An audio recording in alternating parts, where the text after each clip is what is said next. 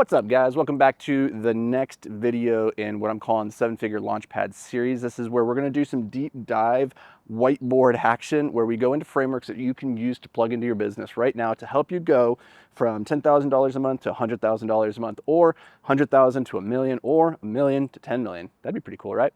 Now, if you don't know who I am, I'm Anthony Vicino. I've written 13 best-selling books. I've built a number of 7- and 8-figure businesses. I've had some successes, and I've had some epic failures with a $100 million real estate fund completely imploding into the ground. So I have been around the block, and I know what works, and I certainly know what doesn't work. And what I want to share with you today are 4 frameworks that I have found incredibly useful across different verticals, depending on what kind of business you're building. Doesn't really matter if it's direct to consumer, if it's a service, if SaaS, doesn't really matter. As long as you have these 4 frameworks, you're going to have the right context for one of the most important things when it comes to business, which is profit. Right? At the end of the day, like, the reason we start a business is to make money. It's not just about the revenue, though, right? Like, a lot of times when people are like, oh, I make $10,000 a month or $1 million in revenue, they're talking about that top line. That's like what they sold. And I don't really care about that. At the end of the day, I want to know, how much do you take home with you? How much goes into your personal bank account? And that is the result of your profit. Because if you spend $990,000 a year only to make $1 million, then you walk home with $10,000. That doesn't sound like a very good business model to me. So what I want to focus on today is giving you 4 frameworks that are going to maximize your profit. And it all starts with understanding this formula right here. T times C times P times C equals profit.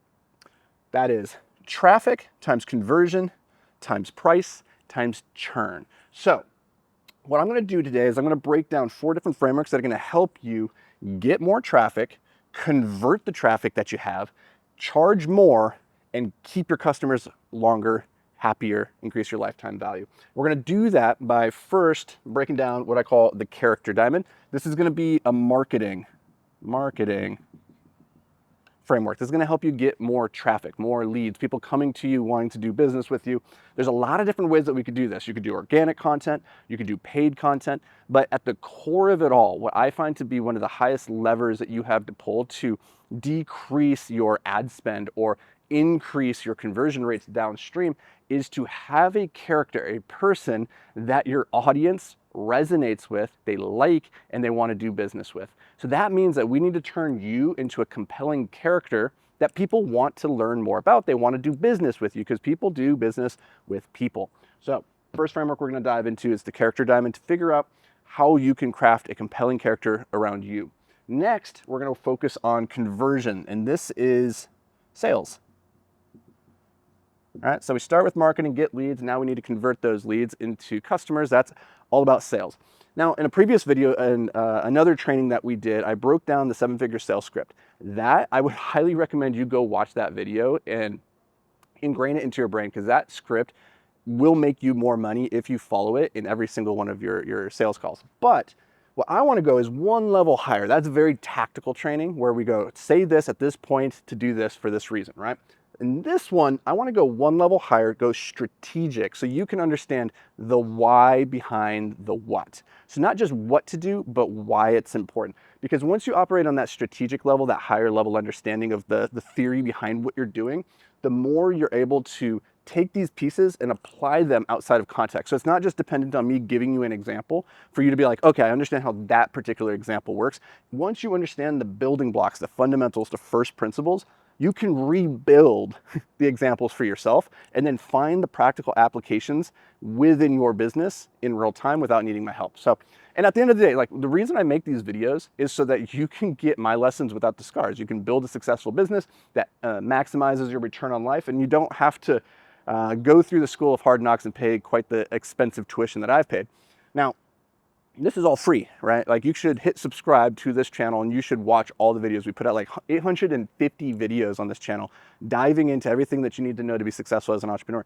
But it's all just information, right? At the end of the day, I'm going to give you the frameworks. It's up to you to go plug them in and do the work with it. And if you do that, you're going to have success. If you don't do that, you're not. So that's on you. Now, if you want some help taking this information and figuring out how to actually apply it to your unique context, because that can be kind of tricky.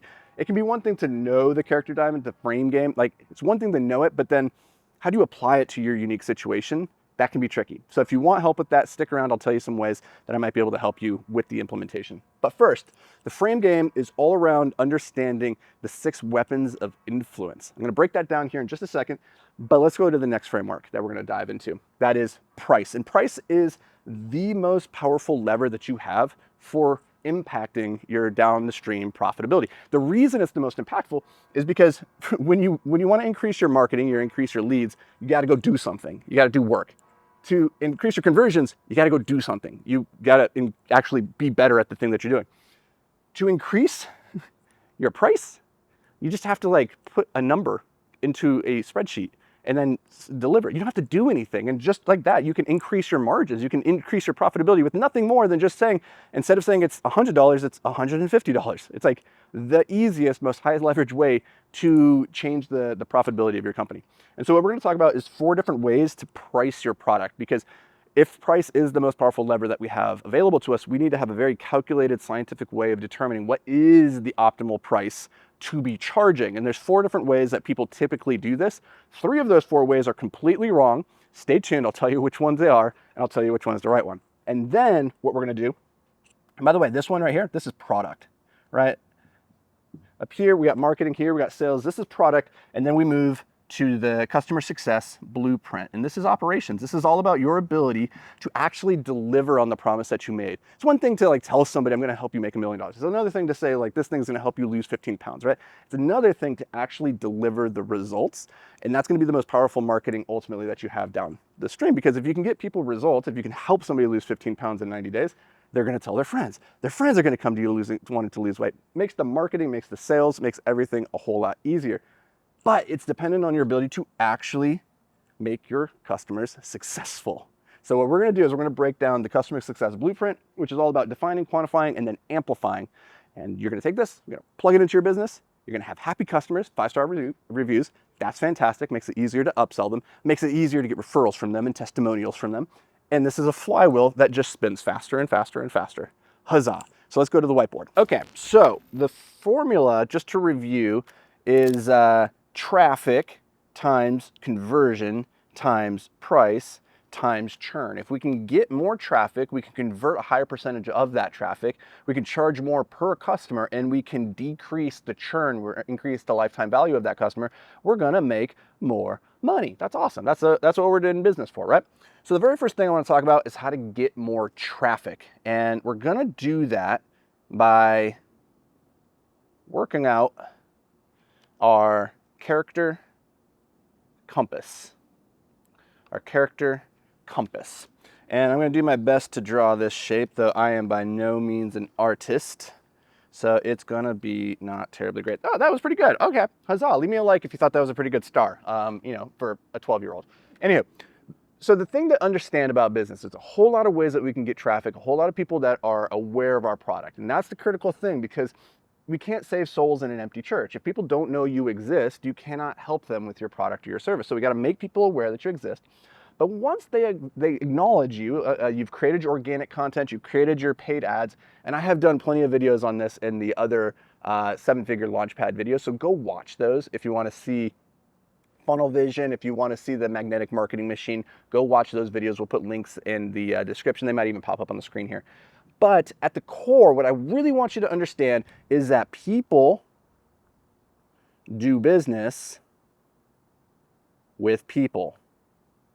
People do business with people that they KLT. That is, that they know, like, and trust. All things being equal, if your product is same price point, same quality, because you drop ship it from the same manufacturer in China as your competitors, then the only competitive advantage that you have at the end of the day, if a customer is looking at your product versus their product, is if they have any affinity for you and the brand. And so what we want to do, if you have a business that's under $50 million of top line revenue, once you're above that, now you start to have a brand that stands on its own, right? Like nobody really cares who the CEO of Nike is, right? Like maybe back in the day we did, but right now we don't, because it's such a big conglomerate. At that point, you're doing business with the brand of Nike. Under 50 million though, you will not be able to generate a meaningful, strong enough brand recognition at that size in the market. So it's gotta be about you and your unique character. So what we wanna focus on here are the 5 points of the triangle, and it will make for you uniquely you. Uniquely you. I don't know. I just made that up. That's pretty cool. Anyhow, okay, so the very first thing that we want to do is we want to focus on your abilities. Your abilities. This is, one of the hardest things to do is when you're so close to who you are that you can't see all the things that make you unique and interesting and charismatic or compelling to somebody else, right? You wake up and see yourself in the mirror every single day. You take for granted that you're just kind of boring and just like, why would anybody be interested in little old you, right? But yet you are a very compelling character. And what we want to figure out is what makes you compelling. So the very first thing we want to do is ask ourselves, what are your unique abilities? What skills do you have that you are great at? So the question is, what are you great at? And this is going to serve as the backbone. What we're going to talk about here, these different aspects of your character, they're going to serve as the backbone of your content that you put out, both in ads and in organic. And so for me, if I was to think like, what am I uniquely great at? I'm pretty good at systems. I think in systems. I grew up playing chess. I'm very systematic in how I approach things. I break them down into frameworks. And then I'm pretty good at telling stories. I'm pretty good at sharing those systems through the spoken and through the written word in a way that conveys a message. Another one is I'm really good at chess, right? And so I have a unique perspective within my ability to play chess that I like to share with people. So what makes you great? What makes you stand out? Second, beliefs. Beliefs. What do you believe that makes you interesting? What do you believe? Now, this could be all sorts of things, right? And the thing I would encourage you to audit is that, as Orson Scott Card says, we question all of our beliefs except for those we truly believe and those we never think to question at all. So you have some core beliefs about how the world is, what makes it fair or just or right or wrong or anything like that. You have a unique viewpoint that you are so close to that you don't even see it anymore. But if you are like a Bible thumper that loves God, that is a belief system, right? Believe it or not, there are people that do not believe in God. Believe it or not, there are people that have different belief systems around like the supernatural, the divine, right? And so if you have a unique perspective on that, share that with the world, because what we're trying to do is we're both simultaneously trying to attract our core audience, because your vibe becomes your tribe, but we're also trying to repel people that maybe aren't a good fit for what we do, right? So for me, I don't necessarily believe in God, but I do believe in the greatness seed. The greatness seed. And what that means is I believe every single person, every one of you watching this video has a seed of greatness that's planted in your heart. And the only thing that stops that seed from blossoming and from you realizing your full potential and stepping into your greatness is you standing in the way of your own light. And you are casting your shadow onto that seed. And that seed cannot grow without your light shining onto it. And so all you have to do is figure out how to get out of your own way to let your light shine onto your seed, and your greatness will blossom. Think about that. The only thing standing in your way is you. That's one of the things I believe. I also believe time is an illusion. I believe time is an illusion. So whenever I tell people like time is not your most valuable asset, your time is worth nothing, people get up in arms about that, right? Now, this doesn't have to be like super controversial, but this gives me a place to start the conversation that people go, Anthony, there's something unique about him that I connect with, or that kind of repels me. That's fine too. Now, next is, after beliefs, is our passions. Passions. What do you love? What do you love? I love chess. I love chess. I love exercise. I love my partner, Jamie. And so these all form parts of my story, the things that I share with myself online to try to bring people into my sphere of like, one of the reasons, for instance, I'm passionate about rock climbing. This is one of the reasons that we started Escape Climbing a number of years ago, right?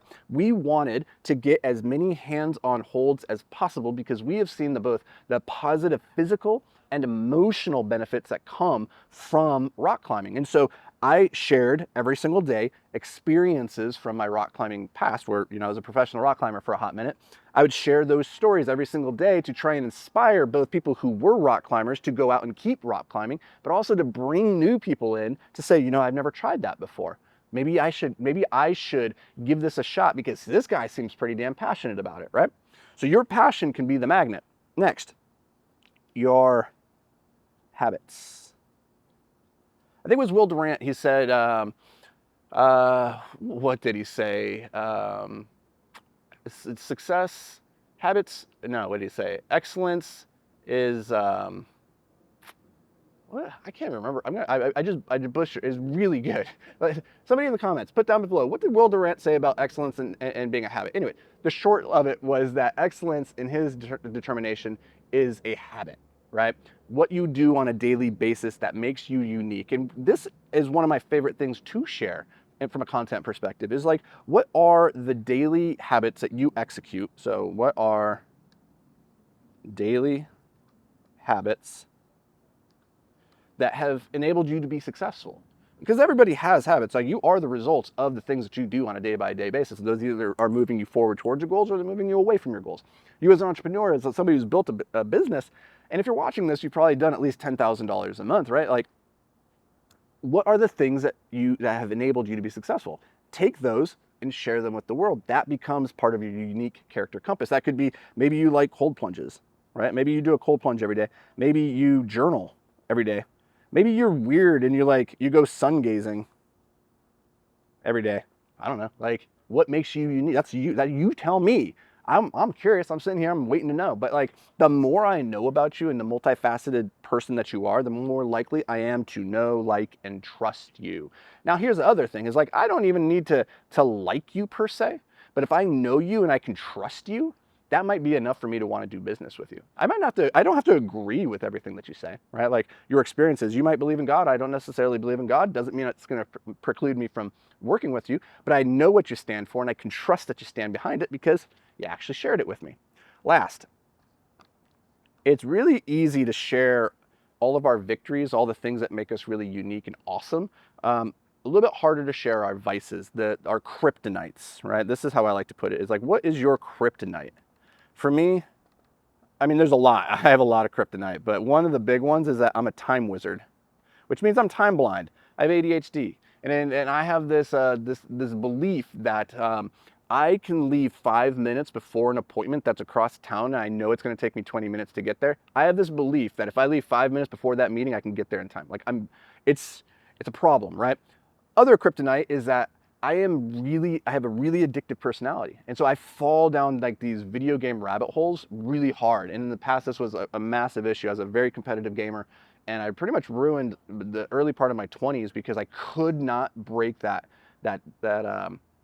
vice, I would say that addiction.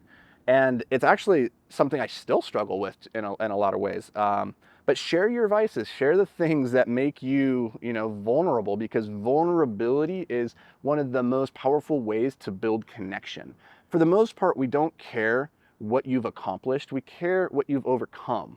The bigger the mountain, the bigger the man. So share with us the mountains that you've been fighting, you've been climbing. Like, for me, one of my big ones is ADHD. Like, a lot of you resonate with the fact that, you have this chaotic monkey mind that has a very difficult time focusing, sitting still, and actually getting things done.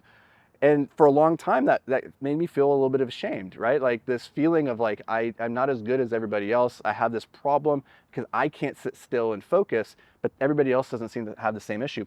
As soon as I started sharing those stories, I came to realize very quickly, like, everybody has that problem, right? And what you start to realize is that through your vices, you will connect more with people than you do through your victories, far, far and away. So that is the unique character compass. I want you to sit down this week. I want you to go through this. I want you to audit your abilities, your beliefs, your passions, your habits, your vices. Write them down, and then you can start coming up with a content strategy around how to share those stories with the world. And I'll do more content in the future. But for now, let's move on to the next part of the profit formula here, which is conversions. All right, so we had to move. Shade was coming in, looking weird. Now we're in the sun, nice and bright, but we persist. Okay. So the next part of the formula that we're going to focus on is conversion. Once we drive sufficient traffic, now we have to focus on how are we actually converting these people. Now, in a previous video, 2 different videos actually, one was in this whiteboard launchpad series, I talked about the 7-figure sales script. It's a 9-box model. Let me see if, oh, Let me draw it right here real quick, see if I can make enough room. This is from a real high level. You follow this script, this will make you more money. You will convert more sales. I guarantee it, I promise. It starts with framing the conversation. That is, you're setting the agenda and you are framing yourself as the expert. That means that they are auditioning to work with you, right? And I'm gonna fly through this real quickly because this isn't actually the primary framework I wanna teach you right now. I did this already in other videos. I'd recommend you go find them. I'll put a link around here somewhere. But to understand how powerful this framework is, you need to first see it, and then I'm gonna show you what I call frame game. Once you understand how these two models go together, you are going to be an unstoppable badass. I promise you, because we're going to learn what I call the 6 weapons of influence. And this is borrowed from one of the best books I have ever read. It's probably the book that has made me the most money, and I'll share that with you in just a minute. But let's go back over here to the 7-figure sales script. So we start the conversation by framing it, right? We say, hey, we're here. This is what we're going to cover. I have a framework that I go through to diagnose your problems. I want to try and be respectful of your time, not waste it. And so I'm going to ask you some questions and try to determine if I can actually help you. Does that sound good? Right? So it's setting the agenda, setting the audition. Next is we want to understand a bit about the customer, right? So who are they? What do they do? And how do they do it, right? So what do you do? How do you do it? What brings you here effectively, right? Next, we are going to go into decision. This is important because this is going to set the frame later as we have objections inevitably come up. So the first thing that we want to do is like try to get ahead of that. Instead of like dealing with it as an objection, we're going to treat it as an obstacle. And we treat it as an obstacle by pulling it forward in the conversation and then proactively being the one that addresses it. And we do that by saying, why me? Why now? 2 great questions, right? Why me? What brings you to me? Why, of all the people that you could come and learn how to grow a business, why are you interested in working with me? Oh, you know, I saw your video, I saw this, you sent me this lead magnet, it was really great, cool.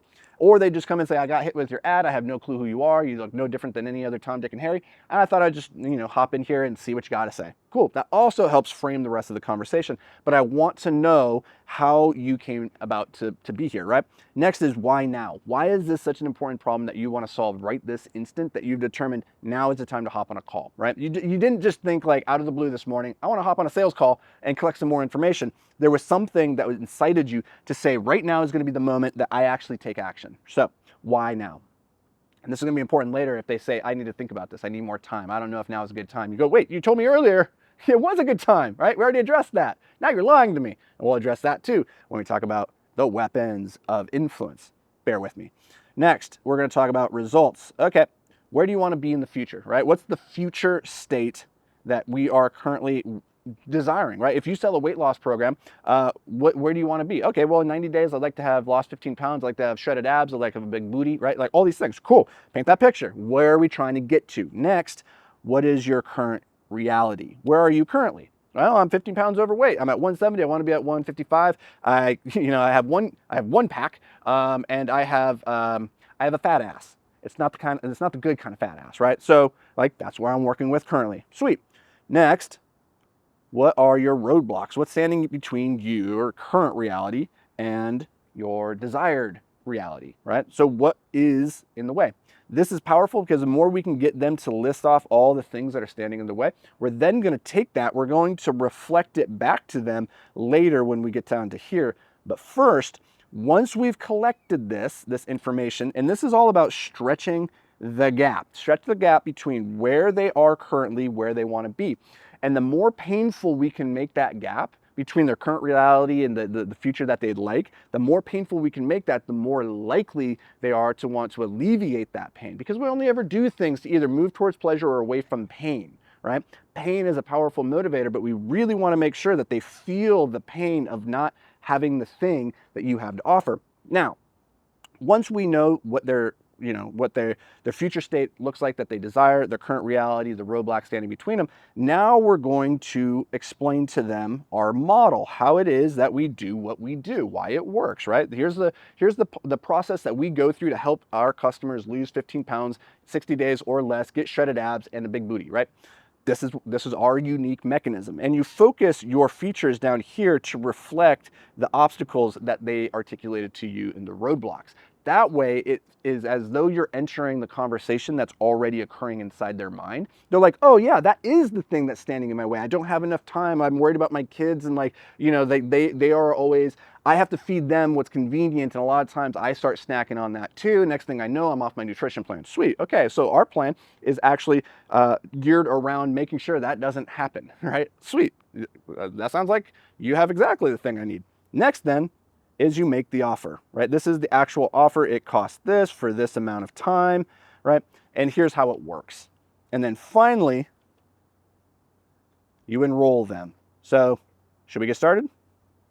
Right? This is where you go and you make the ask. You make the ask. Most people, they do a sales call and they never actually make the ask. And it's like, that wasn't a sales call. That was just a fact-finding mission, right? What makes it a sales call is that you make the ask. You say, should we get started? Would it be crazy if we get started right now? So given your goals of wanting to lose 15 pounds in the next 30 days, get fit abs and a big booty, would it make sense for us to get started right now, right? And they'll give you objections, and then you go back and you overcome those, and then you come back and you ask again.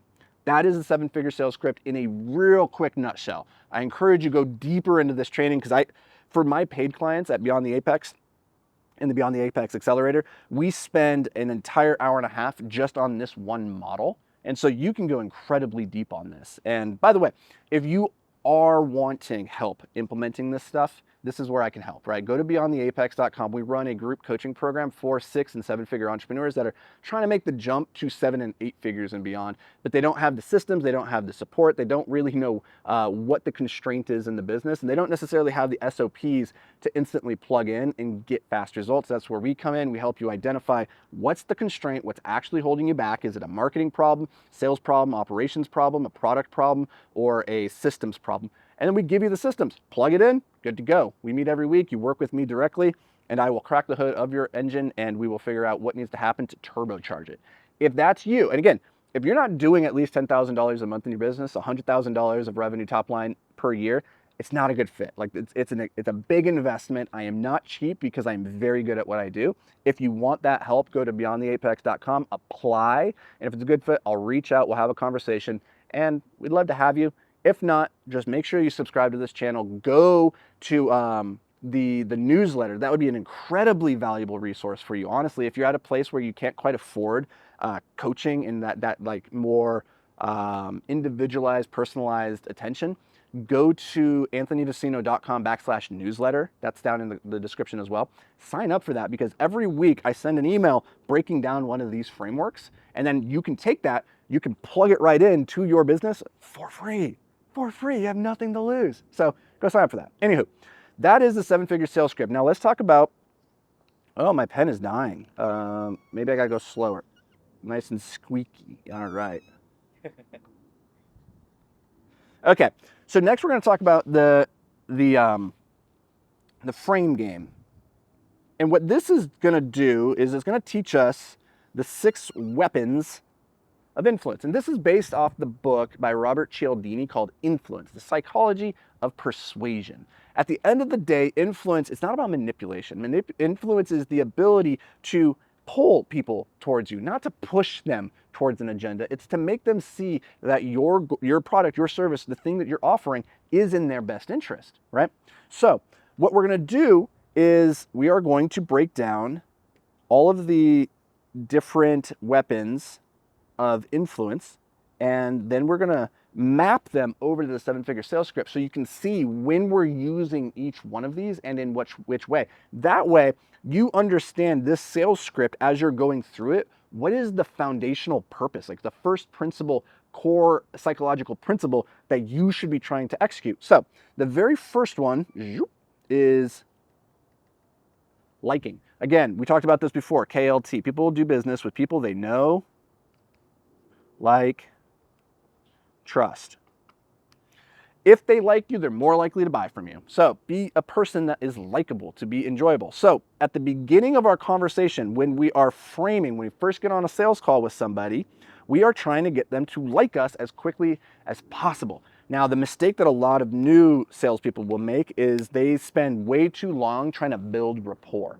The quickest way that I've found and there's a lot of ways that you can do this with jokes, with you know, making light of a situation and getting them to laugh alongside of you. One of my favorite ways to do this, though, is actually by talking about the weather. And that might seem like kind of surprising, because I hate talking about the weather. I hate small talk. But psychological research shows that one of the things that can influence a person's mood is the weather. And it does it on a subconscious level. So right now it's beautiful. It's like 70 degrees out here. It's nice and crisp. It feels really freaking good, right? I'm in a damn good mood. So if you try to sell me right now, I'm going to be very easily influenced. I'm more prone to liking you right now just because the weather's really good and I'm in a good mood. Now, if it was yesterday was sad and it was raining, it was cold. On that day, I didn't go outside very much. I stayed in my office, and whether or not I was conscious of it, I was operating in a lower elevated state. And so if I got onto a sales call, because I'm in that lower state, it's going to be harder to influence me. But what you can do, and this is really interesting, the research shows this, is that just by becoming aware of the weather and the impact that it might be having on your mood in that moment, you can counteract the impact that it will have. So if I get on a sales call and the very first thing you say to me is, so how's the weather out there in Minneapolis today? Is it 50 down, is it 50 below still? And I'm like, no, but it is a little rainy, a little bit gloomy. Just by drawing attention to it, I'm now aware the weather's not very good, and it helps reset. I'm not so affected by it now because I pointed it out. It's really interesting, right? So that's one way. There's a lot of different ways that we can make people like us, but that's the first one. Be likable. Number 2, authority. Authority is a very powerful tool of influence. Somebody comes up to you and they're wearing a uniform, they dress like a police officer, you're more likely to listen to them, even if they are actually just the village people, right? Like they're just wearing their costume going out for Halloween or something like that. Being in a uniform makes you more authoritative, and we respond to authority, which is why at the beginning of our frame, when we're setting the agenda and we're positioning this more as an audition, not us auditioning to them, but them auditioning us, this is where we're building authority. Right here, right? And we're doing this as well by being the one that through the beginning of this framing conversation, we are the ones asking the questions and we're directing it. We're not opening it for questions quite yet. We're going to do that later in the sales script. For right now, we're in the driver's seat. In the same way that when you go to the doctor, you don't go in there and the doctor says, what do you want to do, right? No, the doctor comes in there and he's like, tell me where it hurts. He's like, put on this robe, flip over. It's very uncomfortable, but you just do what he says because he's the authority in the room. And that's how you want to approach your sales calls as well, as the authority that is auditioning the person to see if they're a good fit to work with you. So that is the next one. Next up is consistency. People will go to extraordinary lengths to act consistently with past behaviors or identities that they have crafted for themselves, which is why identity is one of the most powerful things, the most damaging things that you have to be aware of. Because if you have this identity as a slacker, as somebody that is unfocused, unreliable, then you start to subtly do things subconsciously to reinforce that. But if you tell yourself, I am this person that always keeps my commitments, I show up on time, I work hard, and I'm always focused, then you do things day to day that help you act in alignment with that identity that you've expressed in the past. Consistency is a very powerful psychological principle. And so we're using that over here in the decisions. Why me? Why now, right? Consistent, I'm never going to fit that. Consistency, just that's what that says there. Because when they say, why me? Oh, I saw your videos, I liked what you had to say, cool. Later on, as I'm pitching these things, they're going to have me in a higher elevated state because they earlier said that they liked me. Why now? Well, I determined the weather is getting good, it's time for the beach, and I want to lose 15 pounds. I'm tired of looking flabby, right? So now when they get later and they're like, I'm not really ready for this, you can be pulling them back to this consistency where they've already said earlier, this is why I'm doing the thing now. You can overcome a lot of these objections by getting them to make a statement early on in the conversation that then you can hold them consistently to in the future. Next, reciprocity. This is one of my favorite ones, reciprocity. This is why value, like delivering value to people, is so powerful. And the example here I want to give is Benjamin Franklin. This is one of my favorite stories. Benjamin Franklin, first of all, he's like a hero of mine. Brilliant guy. Highly recommend you read up if you're not familiar with any of his life story. But he was in the Senate or in the Congress of Philadelphia, and there was a guy that him and that guy were just like enemies. For whatever reason, they did not get along. And Ben was like, you know what, it's better to have friends than enemies, so I'm going to do everything in my power to go and befriend this guy. But how do you do that? So what he did, you would think the best way to get somebody to like you is to go do something for that person, do them a favor, right? And that is very powerful. That's why we give lead magnets. That's why we do free audits. That's why we give out content like this to, endear yourself and be like, man, Anthony gave me a ton of free value here. I want to work with him. Go to beyondtheapex.com to do that. Anyway, the other way of doing this is to ask that person to do you a favor. It's very counterintuitive. And so what Ben did is he went to this guy in the Congress who is like, he's not getting along with, and he asks him, hey, I heard you have this book, this rare book. I've been trying to get my hands on it. I hear you have it in your library. Would it be okay if I borrow it? And the guy's like, well, okay, like took him off guard. He's like, I thought you were my enemy, but now you're asking me for this thing and you're showing interest in my library. That's pretty cool, right? And so he gave Benjamin Franklin the book. And the lesson, and then down the road, they became really good friends. The lesson here is that if you want, we are more prone to liking somebody that we have done nice things for in the past. Again, consistency of identity. If I do something nice for you, it means that you are somebody that I must like, right? And so even if you're my enemy, if I've done something nice for you, now I have this internal dissonance. My two identities have to resolve in some way. That's how you can use that, right? So you can get them to do you a favor, or you can do a favor for them. Now, I like to do reciprocity before you ever even get on to the sales call. This is where you deliver massive value before you ever get on. So they come in and there's already a reciprocity debt. You've given them so much value in the past. They're just looking for ways to throw money at you because they're like, dude, you've been so great and so helpful on my journey already. I want to do business with you, right? That's a really powerful place to be operating from. So liking, authority, consistency, reciprocity. Next is we're going to talk about social proof. This is why, monkey see, monkey do. I see that my neighbors are using XYZ roofing company. I'm more prone to wanting to use XYZ roofing company. Even if I don't know if they had a good experience, just seeing them there has a really powerful effect on me. Now, you can utilize social proof through reviews, testimonials, case studies, all sorts of different ways, as long as you have a process for collecting that information consistently and then deploying it. The social proof is really powerful to use throughout the entire thing, but it's not how you think, right? It's not saying, oh, at every single moment you just throw another review in their face, like, look how great our reviews are, blah, blah, blah, blah, blah. It's always reaffirming the things that they're saying through the lens of, oh, somebody else that I work with currently had the same issue, right? So why me? Oh, I was consuming your content. Yeah, that makes sense. A lot of people that we work with, dozens of them, they have consumed hours of our content before they ever come and want to work with us. Or results, I want to build a $100 million empire. Yeah, totally, I understand that. Most of the people that come in, they're doing $10 million a year and they want to get to that $50 million, but they don't really know what needs to happen to make that next jump, right? Or the current reality, well, right now, I'm stuck working inside the business. I don't know how to get out of it. I don't know how to hire anybody. Every time I do it, they disappoint me. They end up taking longer, doing the work at a lower quality than I expect. And it's like, yeah, totally. Cindy just joined up last month, and she had the same exact problem. She had this workforce, this person on her team that was just dragging her feet all the time, made her regret ever having made the hire, but she was also uncomfortable having the conversation, putting her on a performance improvement plan. And so she was just like carrying Cindy, the dead weight, this anchor through her business. And it was like, she got to the point where she was like, I don't even want to be in business anymore. Well, she came in, we gave her this blueprint, this the productive people planner. And overnight, she was able to implement that, got rid of Cindy, brought in a new rock star, Susan. Everything's been hunky-dory ever since, right? So you're using social proof as these like little, yes, you look just like this person who came into our program. They had the same problem, and then here's how they look now, right? So you're drawing this contrast between before and after. So that's social proof. And by the way, guys, like each one of these, we could go for an hour on each one of these, right? These are very deep concepts. I encourage you to subscribe to the channel if you want to learn more about this stuff, because every single day we release a new video where we go and unpack a new success framework inside your business, a new habit, new mindset that you need to have as an entrepreneur if you want to scale and be successful. So, totally free, right? That's awesome. Next, the very last S is scarcity. Scarcity and urgency. And we know this, like it's almost cliche at this point because everybody's always like, oh, you got to buy this now. We're running out, limited inventory. If you don't buy by the end of this week, the deal goes away. The price is going up. It's cliche for a reason. It works. It's effective.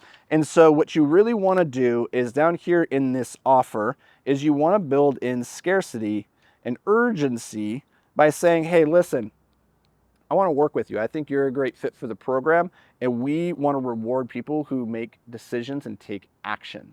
And to do that, I'm going to give you a special deal. If you make a decision by the end of today, then I'm going to give you this at 12% off or 50%, whatever the thing is. Or I'm going to give you a free whatever the thing is, right?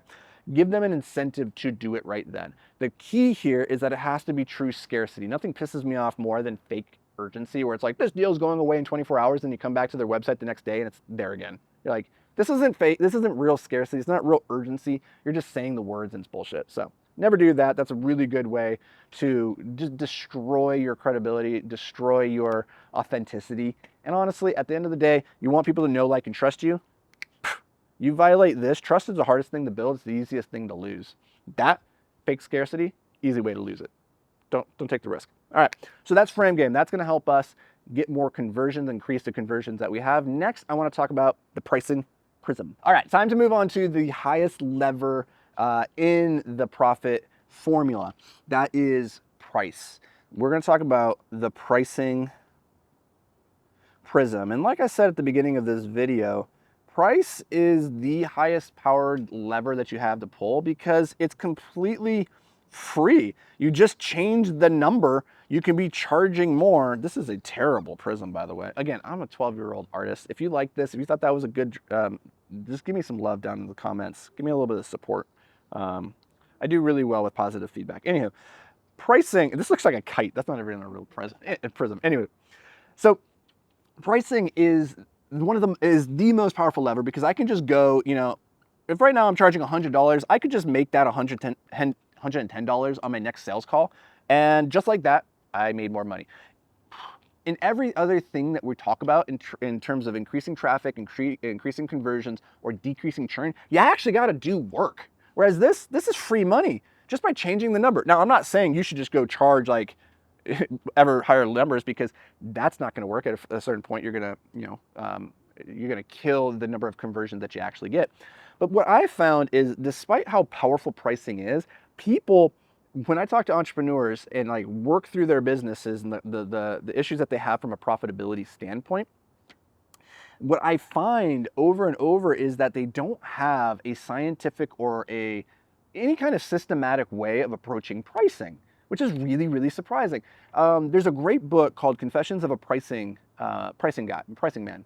It was based on this guy who was like back in like the 50s, 60s, 70s, the guru of pricing.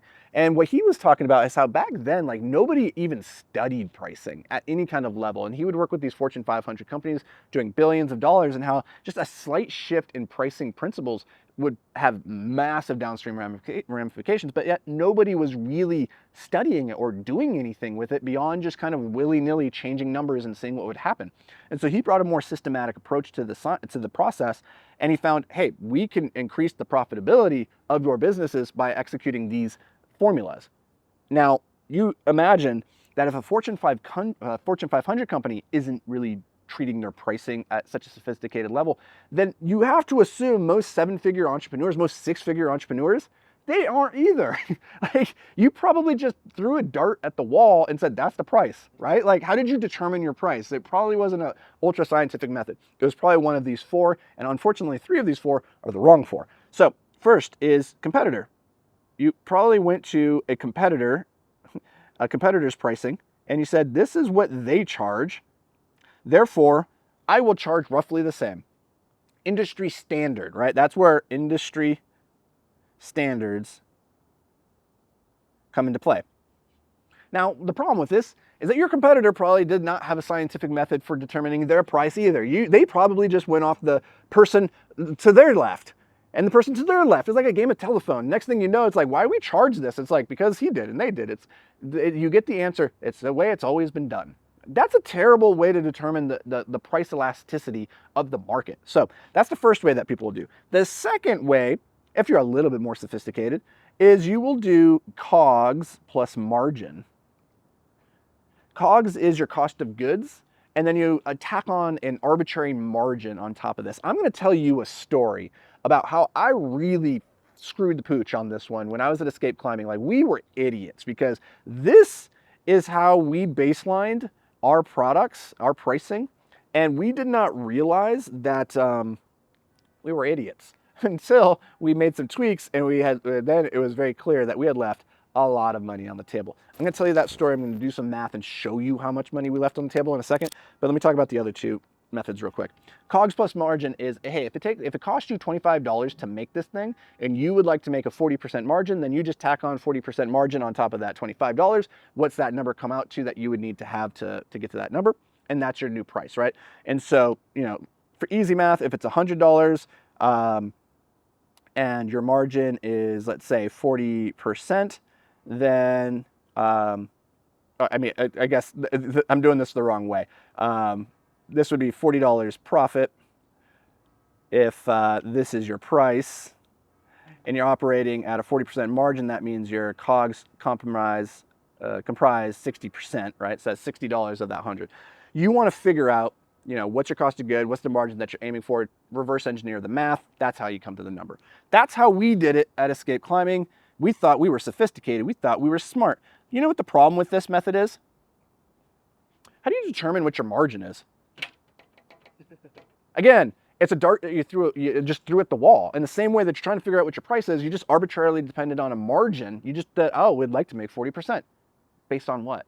So that's, took me a long time to figure this one out. Anyway, let's put a pin in this. I'll come back with an example. It's going to make everything tie together. I promise I'm going to give you a formula, 4-step process to follow to make sure that you're getting the optimal pricing strategy. Next is value multiple. This is another way people will do pricing, is they will look and they will determine, okay, I believe that this product, this service, this thing that I have to offer you will downstream net you $50,000 of value. Maybe you're a tax savings professional and you're like, I know that my product will save you on average $50,000 per year. And therefore you're like, I'm comfortable charging I'm comfortable charging $5,000 because you're going to get 10x the value. I charge $5,000, you get $50,000 of value. That's a 10x value. That sounds pretty fair, right? This is how a lot of people do their coaching and information products, where they'll say, you're going to be able to take this marketing lesson, you're going to be able to apply it, get this many leads, and therefore you're going to get this much revenue. I would like to, charge 1/10 of that. So it's a no-brainer. There are these certain pricing thresholds where the customer will look at it and they'll say, yeah, at 10x the value, if I'm going to get 50,000 of tax value, I'm happy to pay 5,000. Maybe they wouldn't be willing to pay 10,000 because that's only 5x. I don't know. Like, it's going to be different to your market, your industry. But that's the rationale that people will use when it comes to the value multiple. The last one is trial and error. Trial and error. It's just, I'm going to have a lemonade stand. I'm going to put it out there. I'm going to charge 25 cents to the first 10 customers. Cool. Everybody paid. Next, I'm going to raise the price to 50 cents. Okay, now 80% of the people paid. That's pretty good. Let me see if I can get 75 cents. Now only 50% of people are paying. Now I should do the math and figure out at 50 cents, if this percentage of people are paying versus at 50 cents, this number of people are paying, which one makes me more money, right? Now, suddenly you have a price elasticity curve. Crazy. And how this works is down here on the x-axis, you have price, boom, boom, boom, boom, boom, boom. Over here on the y-axis, you have units sold. And what most industries will have, they'll look differently depending on what you're selling, the brand position that you have in the market. But you will notice that there's usually like a spike, there's usually a plateau, and then there's this point where things kind of like drop off a cliff, right? There's all different ways that this graph can manifest itself. Now, if you're looking at this, this is the most units sold at this plateau, and this is the highest price charged, right? So right here is where you're going to maximize profits. However, here, you're going to sell the same number of units, you're going to do it at a lower price, right? And so the gap between this number and this number is the amount of value that you're leaving on the table. And I'm not saying that you always want to be here and recouping the maximum amount of value. Sometimes it makes sense to be right here and leave a bit of value, right? If you want to be the cost leader in your market, maybe this is where you want to be because you're going to do your sales. You're going to come off the back of volume rather than being a premium product, right? If you're a premium product, you want to be as far on this side as possible. And you want to do the math, and you might determine actually that the most profitable place is actually right here, where you're doing slightly less in total in terms of total units, but because you're getting so much more from a price perspective, it's netting you the most money. This is where you have to do actual math, where you actually have to put this into a spreadsheet. You have to actually crunch the numbers and look at the different options. And I am shocked by how few entrepreneurs that I work with, when they come in, they might have successful businesses that are doing like $600,000-$700,000 a year. They're netting some good margins that they're taking home with them. And then you sit down and you're like, how'd you come to your price? You crunch the numbers and it's like, dude, you're leaving so much opportunity on the table because you're way the hell over here. Or vice versa, you're priced way too high. You're on the bottom side of this curve down here, right? That's why you're having a hard time getting leads, getting conversions.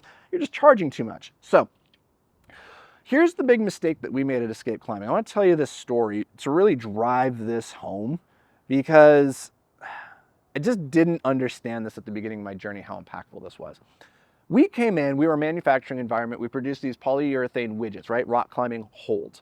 And because we produced in-house our own products, we were able to do things at a lower cost than our competitors. In that industry, it was common for our competitors to outsource the manufacturing to what's called toll manufacturers, right? So there's now a middleman in the equation. They would send their designs to that company, they would produce the holds for them, and then they would ship them to the customer. For us, we would design, we'd produce, we'd ship all in-house. So we were able to run at a more cost-effective margin. However, what we said is we're going to come in and we are going to maintain the same margin as our competitors, but we're going to do it at a lower price. So our competitors were charging $100 for a widget, as an example, and they were operating at 30% margins, right? That means they got $30 of profit. Over here, what we determined was, okay, if we were to keep the same margin, what would our price have to be? And that number was about $75, right? Oh, actually, I'm sorry. Our margins, because we were more effective than these guys, we were operating at 40%, right? So at 40%, we had our price at $75. And so we are $25 cheaper than these fellas. No brainer, right? You would think that's a no-brainer because at the end of the funnel here, we had $30 of profit, they had $30 of profit, the customer saved $25. And we ran this for years. Until one day, we just happened to run an experiment. We got really lucky. We had a new product launch and we said, instead of charging this discount, what if we charged the same amount that our competitors did? And so we put our price up to 100. And it did not, in any way, shape, or form, affect our curve. We were here when we could have been here the whole time. Our units did not change. We did not sell less, despite the fact that we charged $25 more.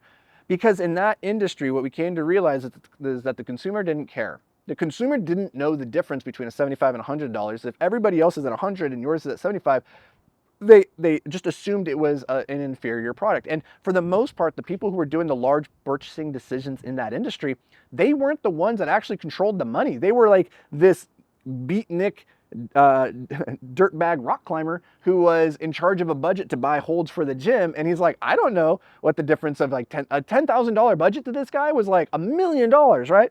And so he's just over here buying the shapes that he thinks is really cool. And so he's buying the shapes that's really cool, not based off of the price, but off the shapes that he liked. So if he liked your shapes, he was going to buy it at 75 or at 100. It didn't matter to him.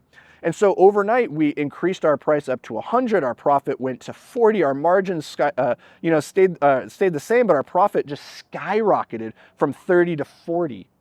It was like free money that we had been sleeping on for years, and we felt like idiots afterwards. So we went off, we raised prices, and yeah, that's the moral of the story. Okay, so what is the super sophisticated process that you can follow to make sure that you're dialed in on the right price? First is anchor. You're going to anchor off of a competitor because you might as well. It's a good enough spot to start, right? In the beginning, you don't really have much information to go off of. You can't create a graph. You can't, figure out what your price elasticity is because you have like one customer. That's not enough data points. So you might as well go based off the competitors and assume that they have more information to work with than you. The next step, though, is to adjust, right? And this is where we are going to test elasticity. We're not going to just sit with the competitor's recommendation. We are going to try A/B testing. We're going to send some of our traffic to that price. We're going to send some of it to a higher price, some of it to a lower price. We're going to see how it starts to map out on the curve, right? We want to get some data points. So if you're selling a coaching service or product like that, when you're on a sales call, maybe the first 5 people you pitch it at $1,000. The next 5 people you try $1,200. Next 5 people you try $1,500. You compare your conversion rates, you see exactly which one's going to be the most profitable, and then you go with that, right?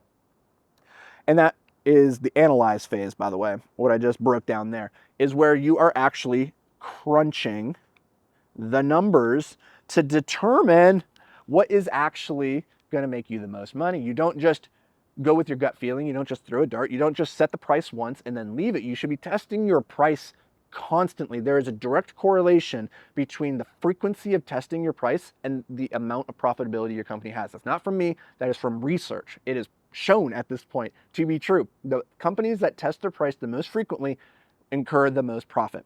Next, we are going to amplify.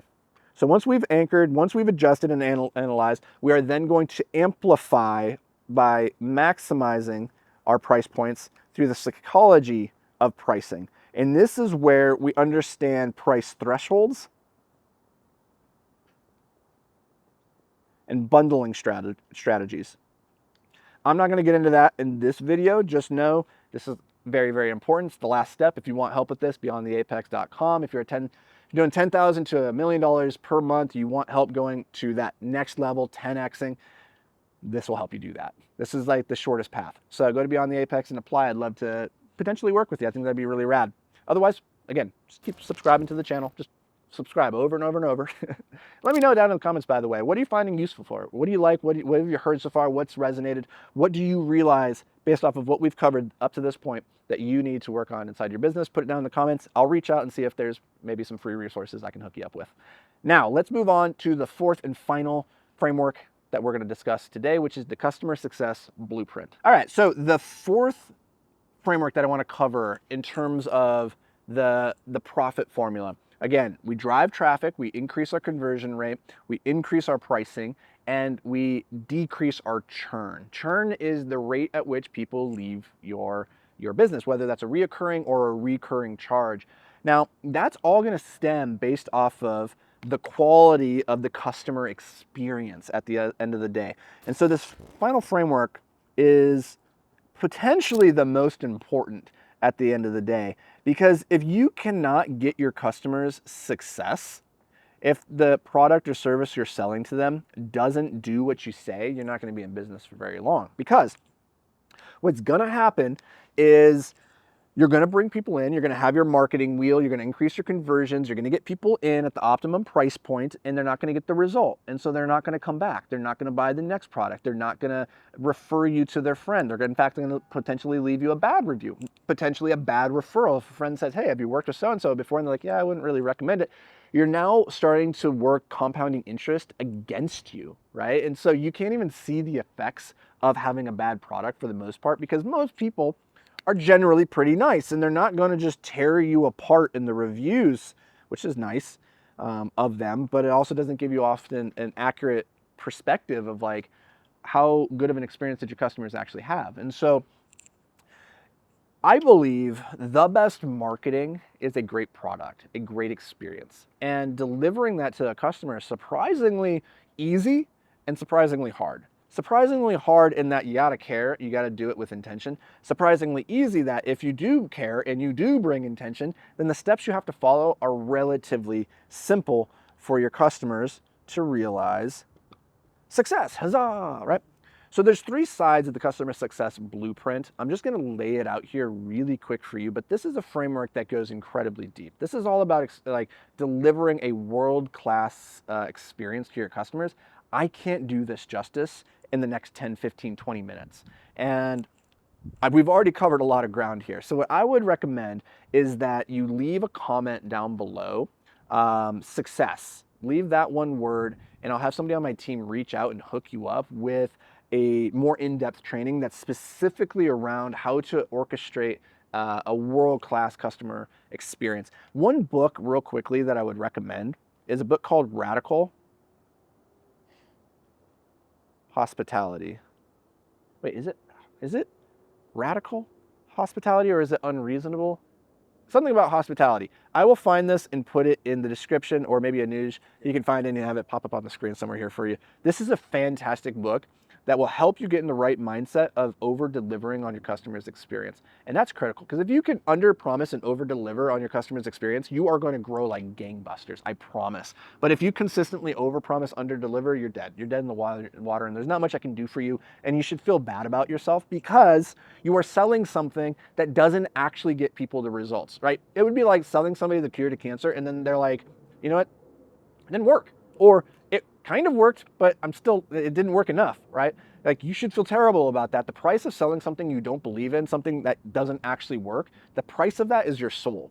That is far, far too valuable to part ways with. So the first thing that we do in the customer success blueprint is we define what success actually looks like. Then we need to quantify it. We have to have a way of measuring customer satisfaction. And then we need, once we have a clear definition of what success looks like, we have a way of measuring whether people are getting that result. We then amplify what's working, and we decrease what's not working. We cut out the fat. It's a very simple process. Like I said before, customer success is both simultaneously really hard and really easy. Hard in the sense you got to care and you have to be intentional. Really easy that once you know how to define success, how to quantify it, and how to amplify it, you are going to get incredible results for your customers. And more than anything, that's what I want for you. The reason I do these videos is because I believe entrepreneurs are world changers. I think you guys are the coolest people in the world, truly. Like, if you've been watching this video all the way till this point, you are my person. I love you. I appreciate you. Can you do me a favor? If you did make it this far, go to the comment and just say, I made it, or something like that, so I can know who you are. I want to give you a virtual high five. I really appreciate you guys. But the reason, again, I do these videos is because entrepreneurs, you have a product or a service that hypothetically does what you said it will do, right? If you have the cure to cancer, you're out there, you're selling it to people, you're making their lives better. I think that's beautiful. I think that's incredible. It gives people jobs. It gives people things that improve their lives. It gives more opportunities for other people to grow. And I want to see you succeed. And I hope this video helps you do just that. Again, if you are on your journey and you're committed to unlocking that next level of growth, you want to 10x, go to beyondtheapex.com, apply to work with me. I would love the opportunity to take a look at your business and see what we might be able to do together. So that's going to do it for me, guys. That is it. I will see you in the next video. Until then, stay awesome, my friends.